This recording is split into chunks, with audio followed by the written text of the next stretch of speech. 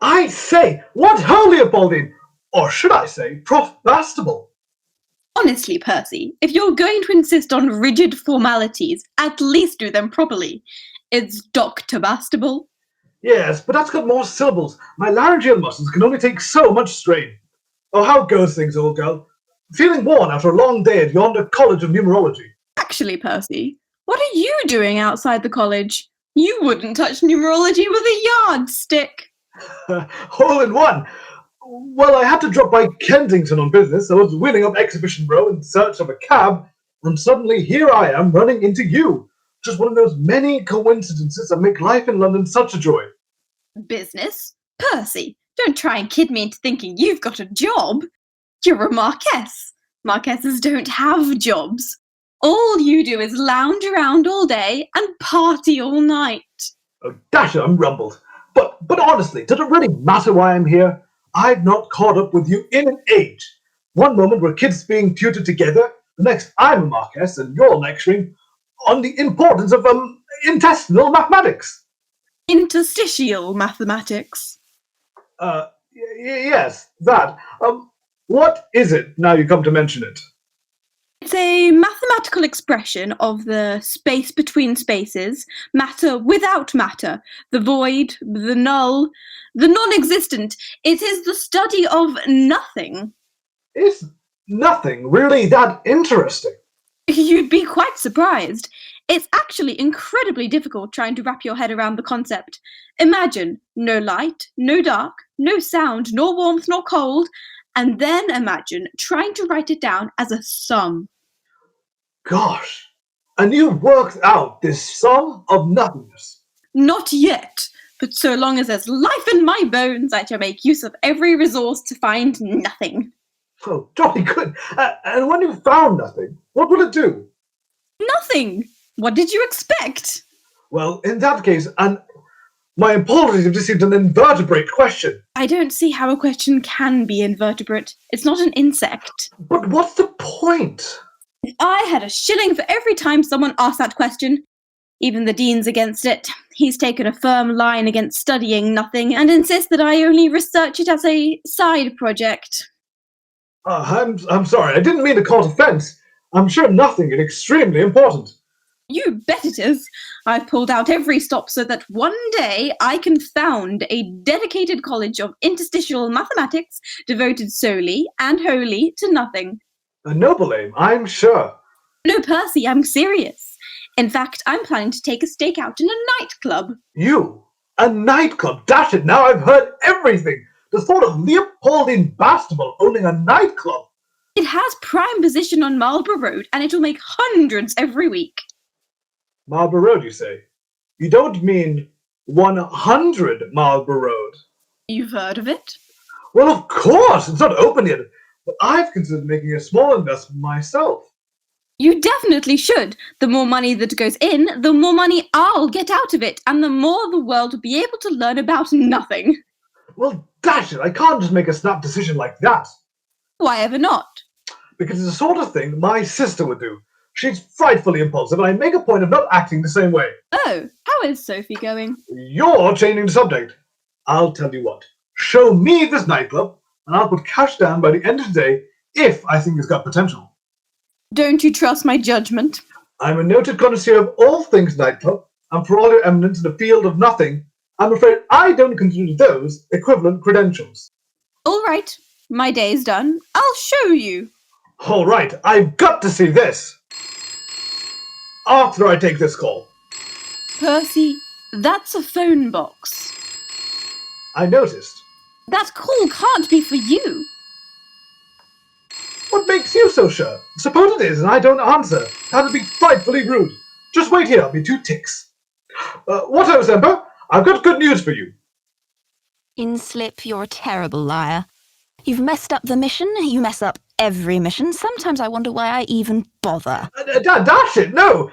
Actually, I met Leopoldine on Exhibition Row and about to duck in the direction of Marlborough Road as planned. My word, you actually did your job. I'd better not tell the department or the shock might actually kill them. You're being deuced spiky today, Semper. If you detected a surge of interstitial energy in a London nightclub and delegated the job of sorting it out to a feckless peer whose dominant life habit is watching the traffic pass his club window... Just interesting stuff, traffic. You'd feel spiky. What was that? I said traffic was just interesting stuff. Why do you waste the precious seconds left before the end of the universe with such feckless drivel? All right, you've got access to the nightclub. Well done. Now go and sort out the source of this interstitial energy. It is sort of your job as a department agent. All right. Dash it, all right. Who was it? Wrong number. Come on, let's get the tube to Marlborough Road. Oh gosh, I hope we don't end up disappearing. I beg your pardon? Oh, well, don't you know, Divers Johnny's been vanishing from Marlborough Road station these last few weeks. I say, I wonder what you think is behind it all. Nothing. Shall we go?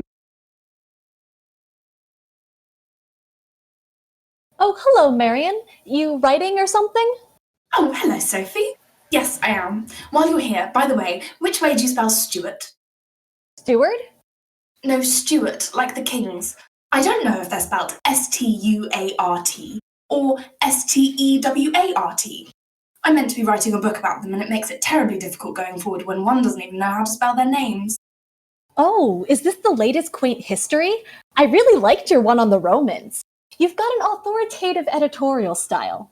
My favorite bit was when they cut up Gaul with a pair of Caesars, and some said they were a bit too Brutus. Where you come up with these turns of phrase, I cannot tell. It is simply genius. Oh no, honestly, you're too kind. I don't find it at all easy writing them, especially when I have to do all the research myself. Take this bit about spelling Stuarts, for instance. But I like it, really. I'd do anything to actually encounter some real, living history. But writing up here is the next best thing. The Acropolis Club has such a wonderful air to it. The way the chandeliers sparkle, the way the paintings glow, the way the traffic hums outside the window. But anyway, do you know how to spell them? T-H-E-M, right? No, I mean Stuarts. What about them? How do you spell? You know what, Marion? As much as I admire your literary zeal, I think you need to get some fresh air and have an adventure. I'd like one too, so that makes two of us. I'll just get a newspaper and find something to investigate. An adventure? What, while I'm supposed to be writing a quaint history of Stuart Britain? I don't see why not. Here we are in the middle of London, the most prosperous, busy, bustling city on earth. To lounge about the Acropolis Club like this when there's daring to be done? Why, it's practically criminal. If my brother Percy can find himself mysterious errands to pursue, there's got to be something of interest for us. There's only those horrible disappearances at Marlborough Road tube station. I hate to think of it. Vanishing into the black of a tube tunnel makes one feel so awfully... Intrigued, yes. It says here that 8 people have vanished from Marlborough Road Station, one of the least used stations on the Underground. Yes, Marion, this might be just the ticket. But if I end up vanishing, I won't finish my book. And if I don't finish my book, my publisher will grind my bones to make its bread. So you'll understand if I'm nervous about disappearing. Marion, be reasonable. If you disappear, how can your publisher grind your bones to make its bread? It's not as though it'll be seeing a lot of you, what with your having mysteriously vanished and so on. That's a thought. But I don't much like the idea of vanishing anyway. The bit about the publisher was just on top of it all. You make a fair and astute point, but allow me to reassure you that since I shall be coming on this adventure, nothing bad will happen. Is that a promise? Cast iron guarantee. Nothing bad happens on my adventures. Ask anyone. Come on, Marion. There's absolutely no harm in a brief adventure. Just to get some air. Well, there won't be much of it in a tube tunnel, but... Enough of your pedanticism. Dispel your doubts, Marion. Well, I have been writing for an hour and a half now. I'd have to get up and have some lunch anyway. Exactly. This is Marlborough Road. Stand clear of the doors. The next station is Verney Junction. I say, guard! I say, excuse me! Yes, sir? Dash it, was that the express to Verney Junction that just left? I'm afraid so, sir. Oh, good grief, that was my train! I've a golfing journey to make, and I mustn't be late. When's the next? It doesn't matter, sir. Oh, never mind then. Hey, wait a second. Yes, it very well does. Tell me when the next train is due, you impudent blighter. I said, sir, it doesn't matter. Good grief, do you know who I am? No, sir. I am Lord Herbert Athenley. I have an urgent appointment at Verney Junction, and I don't want to miss... Well, that's all very interesting, Herbert, but... That's Lord Athenley to you. Very well, Herbert, but as I was about to say, whether or not you have an appointment is irrelevant because you won't be going to Verney Junction. What? After all, why should your pathetic golf tournament be allowed to influence the requirements of my much superior purpose? Come with me, Herbert. Good gosh, man. Your face! What's wrong with your face? Ah, you vandal! You'll crease my coat sleeves. Let go! Help! Somebody, help! There's nobody here, pathetic human. You're coming with me to the interstitializer. Dig, dig, dig! Gosh, it's so dark and atmospheric on this train.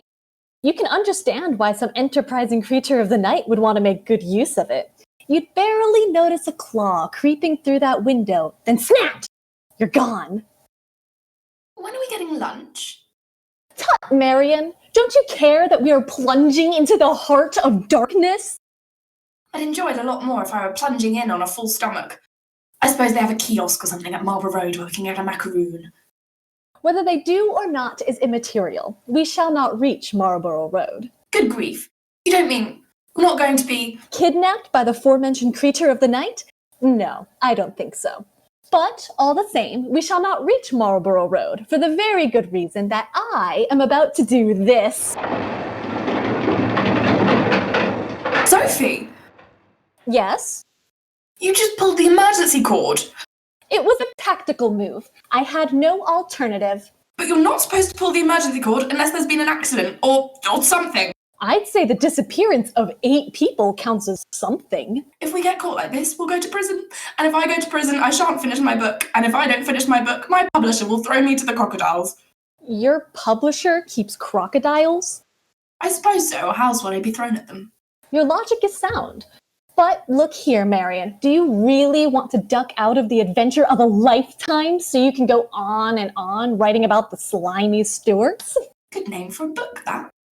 Yes, when you could be writing about our expose of the Marlborough Road kidnappers that shall doubtless require a history book or a few in honor of it once the shooting's over. Why, I might even let you write my biography. But what if we just added up 2 more victims of the Marlborough kidnappers? Assuming, of course, that they are kidnappers. An astute point. After all, we still have no idea what we're dealing with.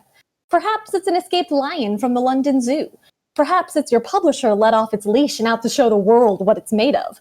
Or perhaps it's just someone who wants to see their handiwork in the newspaper. This is exactly my point. An encounter with any one of those things would ruin my career, especially if it's my publisher out there.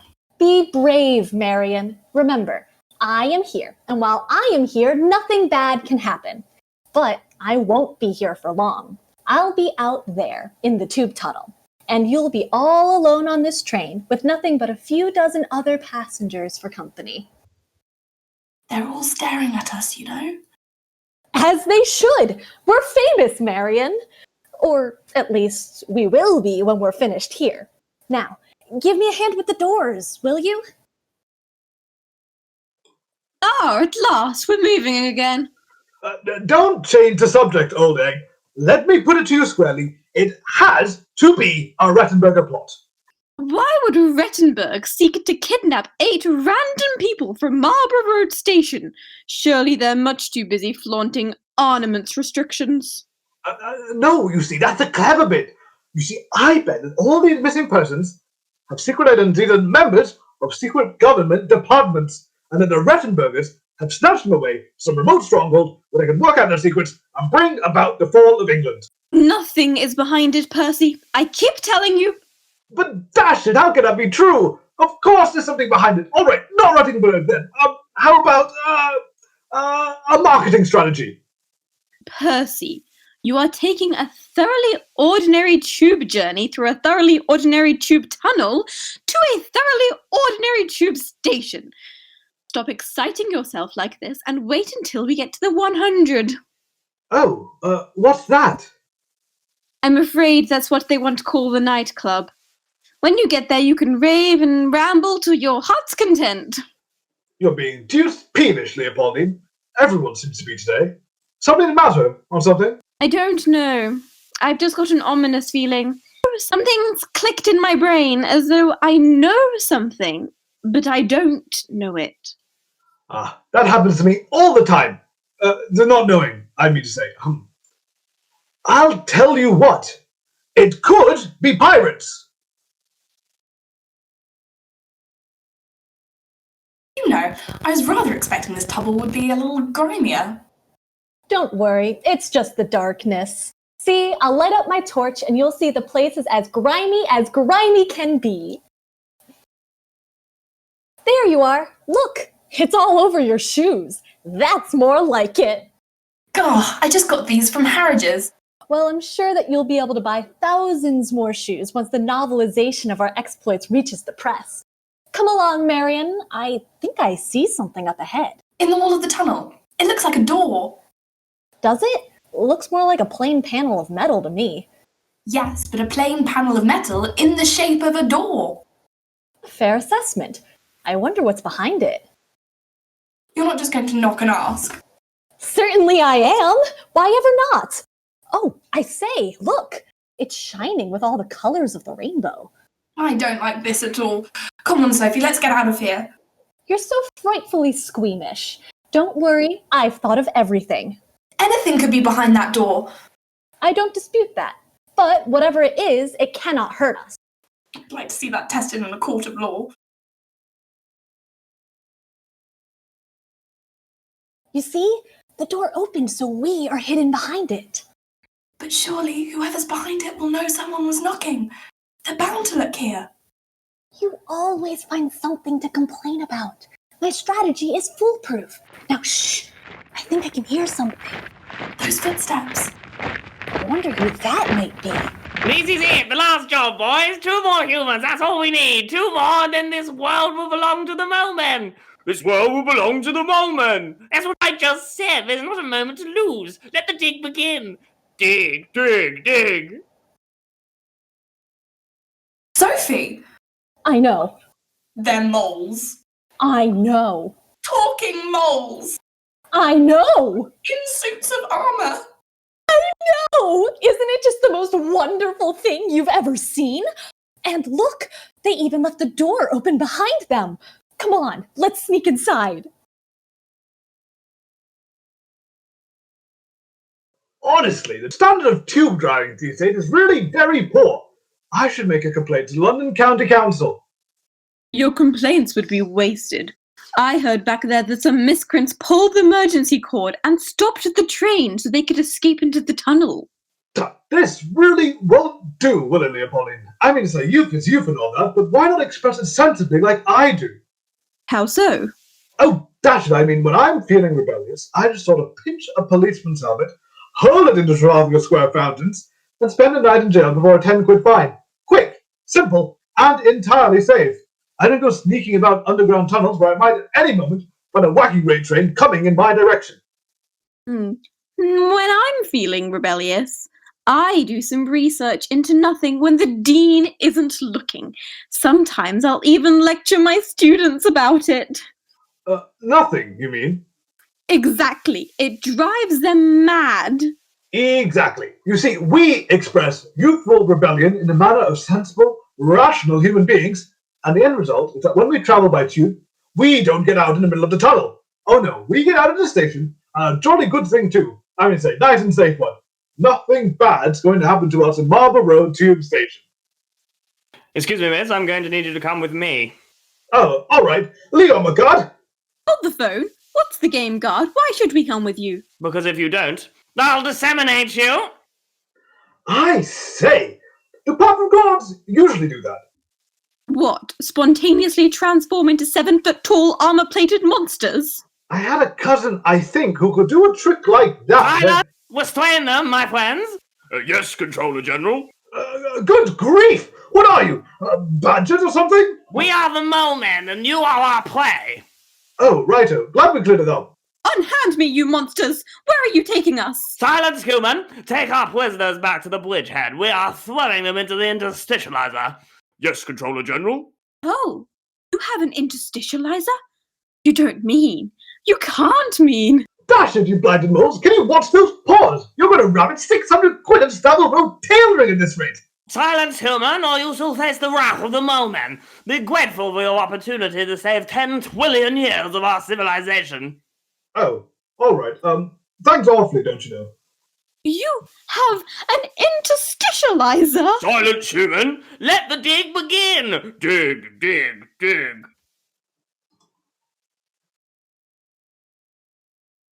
This place is huge, like a magnificent underground cathedral, if it were all made up of, dirt. Yes. Certainly a novel decor. I'm particularly enamored with the strange ethereal lighting and large sinister pieces of machinery planted here, there, and everywhere. I say, Marion, what do you think they do? It makes me think of a forgotten civilization, buried underground for thousands of years. I wonder, Sophie, have we terribly misjudged moles? If they're capable of building all this, I say we've been terribly unfair in regarding them as garden pals. Well, that goes without saying. You could write a treatise on the subject. Memorandum on moles. Something like that. Nobody would believe me. All this stuff is too fantastical for words. Like that giant test tube over there with a person inside. Just seemed too ridiculous. I say, Sophie, do you think that could be one of the missing people? I wonder. Let's see. Oi, yes, hello. Hello, can you lend me a hand in letting me out? Of course. That's why we're here. How did you get stuck in there? It was those blasted voles. One of them collared me in the tube station while no one was looking, and, Moles, I think. Pardon? What she means is that they're not voles, they're moles. What does it matter? Well, it's just you said that they were voles when they weren't. I had to set you right on the point. That's all. I cannot believe this insolence. Do you know who I am? No, but I'd be most interested to find out. I am Lord Herbert Athenley, and I do not take kindly to... A pleasure to meet you, Herbert. Now, if you'd kindly shut up for a moment and let me think. Sophie, it's them, the mole men. Quick, let's hide. Where? Look, a vent! Up there! Behind that large shiny box labeled interstitializer. I wonder why mole men write in English. Anyway, we'd best be going. Come on, let's get up there. The enemy are almost upon us. I say, you're not just going to leave me at the mercy of... oh, well, never mind. It is time to complete our work. I say, all that muck we passed on our way here, for a little mole tunnel, I mean, it's absolutely ruined my suit. I mean to say what? Silence, human! Fire up the interstitializer! Yes, Controller General. That's an interstitializer. I can't believe it. I'm amazed. Your civilization must be so advanced, Controller General. I'd wish you'd tell us how it worked. I'm a passionate enthusiast of interstitial science. Silence, human. Hey, the human's only taking an interest. No need to be so rude. Sorry, Controller General. Dash it, you don't seem to have a problem being rude to me, so what's with... Silence, human! Your feckless comments are utterly without merit. My apologies, miss. Oh, I'm Dr. Leopoldine Bastable of the South Kensington College of Numerology. Tom, Dr. Bastable, I am the Controller General of the Mole Men, and I shall demonstrate to you now the principle on which our interstitializer functions. You see, we are in the process of invading your universe from the realms of interstitial space, where nothing exists. Dash it, people seem so fixated with talking about nothing today. Hey, wait a second. Invade our universe? That's not quite cricket, old man. Why do you want to do that? You say the moles of this universe are mere garden animals, but that is a narrow, single-dimensional view. In a reality of infinite universes, every possibility can play out. And in ours, the mole is the supreme intelligence. We conquered first the Earth, then the galaxy, and then all of time and space. And by coincidence, you also developed English as your mother tongue. That was incidental in the foundation of our civilization. A civilization so ascendant that in our universe, the mole men ruled supreme on every planet in every year from the beginning to the end of existence. And let me guess, now your universe has ended, so you're all stuck with nowhere to go. That is correct, human. Oh no. That's awfully rotten. So frightfully sorry. And all that. It is of no matter. Our universe had expanded its usefulness to our civilization. We were so powerful that we survived the end of time. Now our eternity fleet lies in the interstitial space between universes where nothing else exists. There we wait until we can strike at your universe and subjugate it to found a new empire for the mole men. We shall reforge your civilization, turn mountains into molehills. Conquer the mole of time and space, what? Shut up, Percy. And anyway, that shouldn't be possible. If your fleet is outside of our universe, it won't be able to enter. There's simply no room. Our universe is only finite in size and finite in duration. It can't physically accommodate Joy Riders from another dimension. And so we use our interstitializer. Observe, we have captured this miserable human in the glass tube. Yes, I was wondering when we get round to him. Poor chap. I have a feeling I recognize him from somewhere. Percy, it's me, Lord Athenley, from the Flamingo Club. I say, what ho, Herbert? What are you doing in there? Cease prattling. Activate the interstitializer. Gah! Herbert's gone! And in his place, another mole man. Reporting for duty, Controller General. Another successful run-through. Release our new arrival from the containment cubicle and prepare for 2 more for these humans. Dash it, if you think you're locking me in one of those ballyfish tanks, then you're very much mistaken. Silence, human! What does that contraption do, eh? Turn it into mold, then? No, Percy. It blasts us into interstitial space, surrounded by nothingness, and leaving a gap in the fabric of our universe. A gap that a mole man will fill, taking our place in existence. You mean to say we swap places with a mole man the way Whatnot swap partners at an 8-sweet ball? Your analogy is a crude one, but quite correct. One by one, we capture you pathetic humans and cast you into interstitial space, making room for more and more mole men. Only one by one, though? Must take a deuce of a long time until you're fully up to muster. We mole men are renowned for our patience. Now, why aren't these 2 humans in containment cubicles? You've had long enough. Sorry, Controller General. Dash it, that was quick. I say, Leopold, we're trapped. You pathetic humans, soon we shall have an army that will be enough to conquer your planet. This bridgehead on the place you call Marlborough Road has erupted into your universe as a permanent base for the mole men in every point in human history, changing your past and future with our arrival. Oh, no. Now, I've had the most disturbing thought. I say, Controller General, we're not. No, I can't bring myself to say it. Percy, are you quite all right? Brace yourself, old girl. This can only be.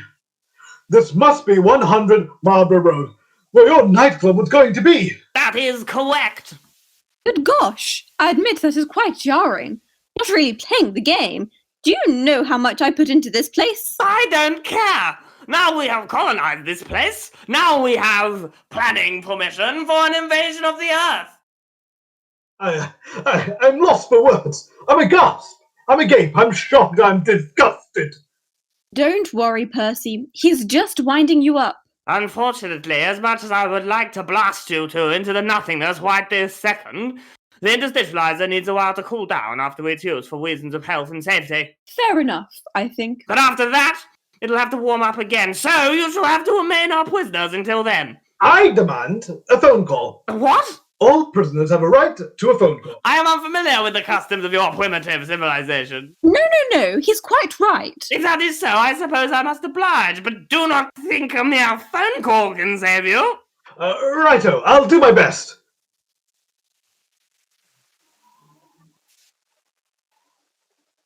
I wonder when that fathead Inslip will report back. Aha! I always did have a good sense of timing. You have reached the bookkeeper's office. I say, Semper, is that you? Yes, Inslip. What have you to report? Are you at 100 Marlborough Road? I'm in the locale, yes. Look here, I think I found a cord of the interstitial what's-it. Well done. Well, deal with it and you might be back in time for tea. Oh, no, Dash, I can't. You see, I've run into these coves, by which I mean fellows, moles, I mean to say. Rolls? No, moles. The ones that build hills, I mean. Mole men, to be specific. Inslip, what are you drivelling about? No, honest, it's true. I'm their president this precise second, and actually, this is my phone call. Absolutely typical. Well, what are they doing there? What are who doing where? The Mole Men. What are they doing in Marlborough Road? Oh, they're sort of invading this universe, as it were. From interstitial space, I mean. That explains a lot. Well, you'd better sort them out. How can I? They've locked me in a sort of fish tank and are about to blast me and Leopoldine into the ether. You and who? Oh, Leopoldine Bastable's with me. She seemed to be rather enjoying herself, actually. She said earlier all of the interstitial stuff is rather up her street. Oh, Dr. Bastable's with you. That's a relief. I was a bit worried that in order to defeat the Mole Men, you'd have to sacrifice your life or something. But with her brains to hand, that shouldn't be necessary. Pass the phone over to her. By gad, Santa, this is a little thick. I'm the one that's meant to be a department agent, you know. Well, feel free to sacrifice yourself if you like, but it'd be a terrible waste when Dr. Bastable could save all the trouble. Can't I handle the business without sacrificing myself? No. You sure? Yes. But dash it, it's not as though you're actually here. Pass the phone. Oh, all right, dash it, all right. Here, Leopoldine, phone for you. The call is for you, Inslip, not Dr. Bastable. Well, dash it, don't you know, the caller is very insistent. I see is highly irregular. In our own universe, the prisoners of the moment did not receive phone calls. They trembled in fear at the sound of our footsteps. They had respect for us. Yes, I'm trying, Semper. Sorry, what was that, Controller General? Aren't you listening? Dash it, everyone's speaking at once. I'll tell you what, Controller General. Just let me hand the phone over to Leopoldine, and then you'll have my full attention. But not Dr. Bastable. She'll be on the phone. Don't worry, I'm more than capable of listening to two people at once.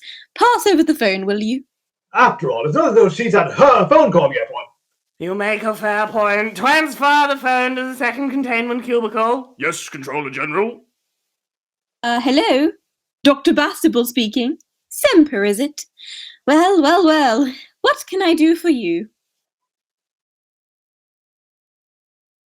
I don't like the look of this at all. Marion, we must do something. I'm dashed if I'm going to let Percy and Dr. Bastable get blasted into interstitial space. But what?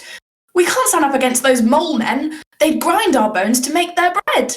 But you forget one elementary fact, that I am here. For that reason, nothing can go wrong. After all, we're starting from a position of optimum vantage. From here, in this vent, the mole men can neither see nor hear us. That gives us the advantage of surprise. I see. Yes. But what could we surprise them with? I advocate a two-pronged assault. On the one hand, you distract the mole men. On the other hand, I shall set about freeing Percy and Dr. Bastable.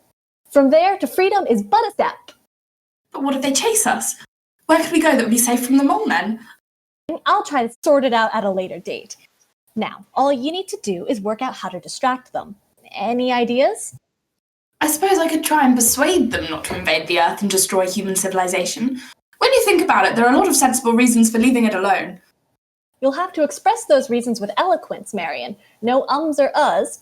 Put it to them quick and put it to them well. Sophie, I'll read to them from my quaint history of civilization. Nothing could be more eloquent. A commercially sound move. You might even sell a book out of it. All right, then. And while you're chit-chatting, I'll try to smash those containment cubicles to bits with this golf club. I think it was Herbert's. He must have been going to play golf somewhere. Anyway, shall we get started? What now? No time like the present. And don't worry. I'm here, so nothing bad will happen. Here goes nothing!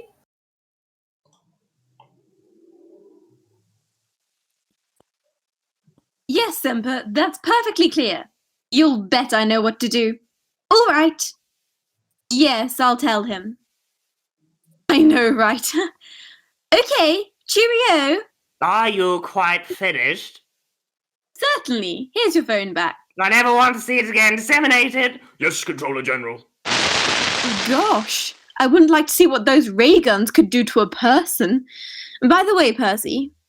I'm surprised you deigned to talk to me, Leopoldine, since you are obviously so much more qualified than me. No, I was just going to tell you that Semper told me to... tell you that I'm not going to take your job as secret agent for the department. Well, that's a relief. Considering all I go through for this belly job, I might as well be allowed to keep it afterwards. You are a secret agent? Oh, yes. I sort of work for a person called Semper in a place called the bookkeeper's office. It's supposed to be super hush-hush, but Leopoldine and I have been speaking to her at length in front of you for the last 5 minutes, so I suppose it will do no harm. I'm sure the real reason I came to investigate your nightclub, Leopoldine, was so I could investigate some strange interstitial whatnots in the Marlborough Road area. I know, Semper told me. Dash it, what's the use of being a super secret agent if your boss tells everyone else about it? Controller General, the interstitializer is now ready to at last! I'm fed up with these awful humans, they're so pathetically talkative. Warm up. Gah! How long will that take? Another few minutes, I'm afraid. This is intolerable! Somebody please put me out of my misery. I could help with that if you like. I'm Intruder alert! What is this human doing here? I was just passing and I couldn't help but overhear your plans to take over the... Throw her into a containment tube? Wait! Oh, don't tell me you want a phone call as well. No. At last, someone with respect for them fellow creatures. Do you know what it's been like with those two demanding phone calls every 6 seconds? It's hell. But I would like to give you a chance to rethink your master plan. Here, all of you mole men, listen here. I've spent my career educating Britain on all the wonders of human history, and I think it's only fair that I educate you too, or else how can you be making a fair and balanced decision in destroying our civilization? You think you can persuade the mole men to spare humanity? I do. Here, I shall read to you from The Quaint History of Civilization, available from all good booksellers for 3 and 6. Dash it, that's cheap. Silence, prisoner. Read to us then, Miss, Oh, I'm Marion Quinton. You see, my name's on the cover. That's a very good cover. Did you make it yourself? How are we supposed to listen to her if everyone keeps interrupting? Sorry, Controller General. Read to us then, you miserable earthling. Gladly. You say history isn't worth anything. You say you'd rather spend your time at the back of the class throwing paper planes and ink darts. Yes. Well, let me ask you. Without history, would you be here? Yes. Without history, would your class be here? Yeah. Well, come to think. Without history, I can promise you, you'd have no paper planes nor ink darts. She has a point, Controller General. History is not just the story of wars and battles, but of the little things, the quaint things. The cosy armchair by the fire, that's history. The grimy tunnels of the underground, that's history. The postman's round every morning, that's history. This book is going to show you how these little things, taken together, make a civilization, and how the history of those little things makes the history of a civilization. Remember to keep a pen by your side to make notes, because there'll be a quiz every chapter, and by the time you're finished, trust me that you'll know everything there is to know about history, and just how wonderful it is. 3 and 6, you said? For the paperback. How much is the hardback? Double that, I'm afraid. I've got a 10-shilling note. Keep the change. Why? Because soon your pathetic currency will have lost all worth. Where will you spend it when we have devastated your civilization? You weren't convinced by my spirit and defiance. We have encountered such spirit, such defiance many times before. I suppose you found it very persuasive, inspiring, enlightening. No, yes, we found it inspiring. In fact, I feel a song coming on. What do you think, everybody? Yes, the song. Let's sing the song. Who's the scourge that Strive into the hearts of everyone. Wherever they go and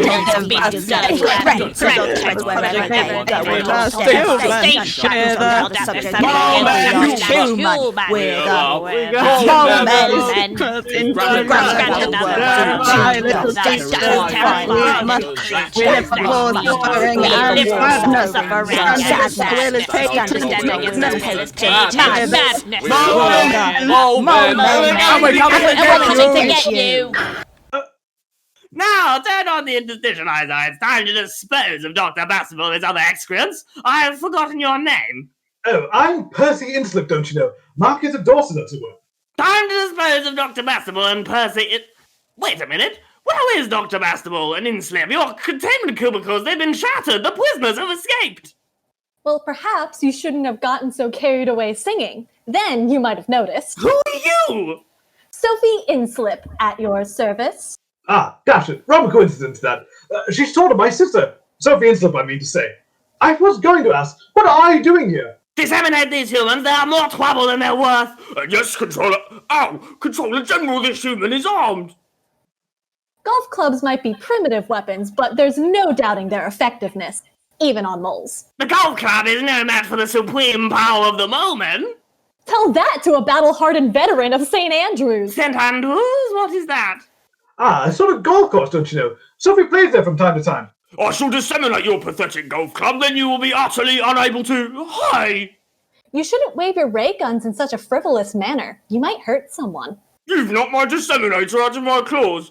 For this you shall suffer the rage of 10,000 mole men, won't she, Controller General? Absolutely, that sort of thing is not on. I shall now retrieve my disseminator to exact... Where is my disseminator? Ah, Sophie's pal there picked it up. Look, she's pointing at you now. Stay where you are. Dash it, you have a ray gun, Sophie has a golf club. Can't I get anything to wave around menacingly? You'd only hurt yourself, Percy. Back down, Controller General, or Marion will disseminate you. Will I?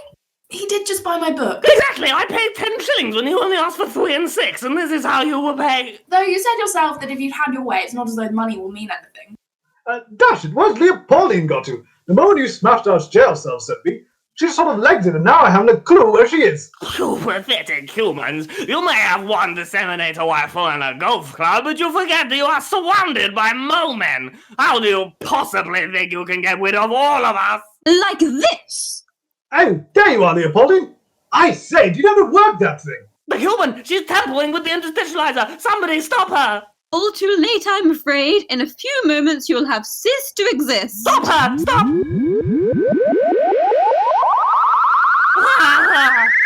Where are we? What's happened? Dr. Bastable successfully reversed the interstitializer, Controller General. While those humans were distracting us with their inane chatter, she returned us to interstitial space. Oh, not again. Why does this keep happening? It's extremely discouraging. I feel so unwanted. So do I, Controller General. We shall have to find a new universe to conquer now, but first we must find our way back to our space fleet. After this ordeal, I'm going to need a long lie down in my cabin. Indeed, Controller General, but, where is it? Oh, blast, I forgot there's no up or down in interstitial space. No light or dark, either. In fact, there's absolutely nothing at all. In that case, it shouldn't take us too long to find our fleet, should it?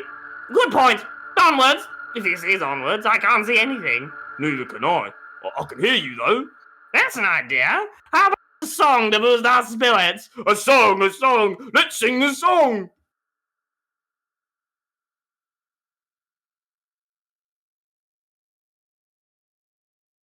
Semper explained it all over the telephone. It was imperative that I reverse the field of the interstitializer so that instead of sending us into interstitial space, it sent itself.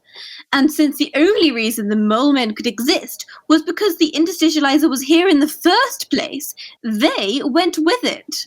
Oh, dash it, how terribly clever. Shame the job couldn't have been entrusted to me. That's because it required someone with a sound grasp of interstitial science. And for all your good points in Slip, I'm afraid you're lacking in that regard. Fair enough, I say. Sophie, will you pass the horseradish sauce? Sorry, here you are. Actually, Semper, could you pass a cucumber sandwich? I suppose that is within my faculties. Thanks. Well, as much as I admire your brains, Leopoldine, even you must admit that were it not for my astonishingly effective use of Herbert's golf club, you would have never escaped those fish tanks. And if I hadn't got them singing, you'd not have been able to stealthily smash those fish tanks to pieces. Fair enough. I say, Marion, what's that you're reading? I spotted it there on the shelf. The Cambridge Guide to the 22nd Century. Give that to me at once. Oh, this is why I never have guests in the bookkeeper's office. Not even after a job well done saving our universe from the evils of mole men. Surely after that we deserve a slap of dinner, even if it risks tearing the fabric of space and time apart. Now, Leopoldine, could you pass the salt and pepper? You've worked up quite an appetite. Being a secret agent is hungry work. Miss Quinton, please hand me that book. All right, I was only interested. The bookkeeper's office isn't meant to be interesting. It's meant to be a repository of every piece of information in human history from beginning to end. But surely you must admit that at least sounds interesting. Hardly as interesting as my next paper on practical interstitiality. Or what Herbert and the other vanished people are going to tell the newspapers now that they're back in the real world. I say, Marion, you could write an excellent book about all this. I've still got that 10 shillings the Controller General gave me. It's a shame he never got his quaint history. You know these power-hungry megalomaniacs. I suppose if they'd succeeded in invading Earth, he'd probably have been too busy obliterating human civilization to read it anyway.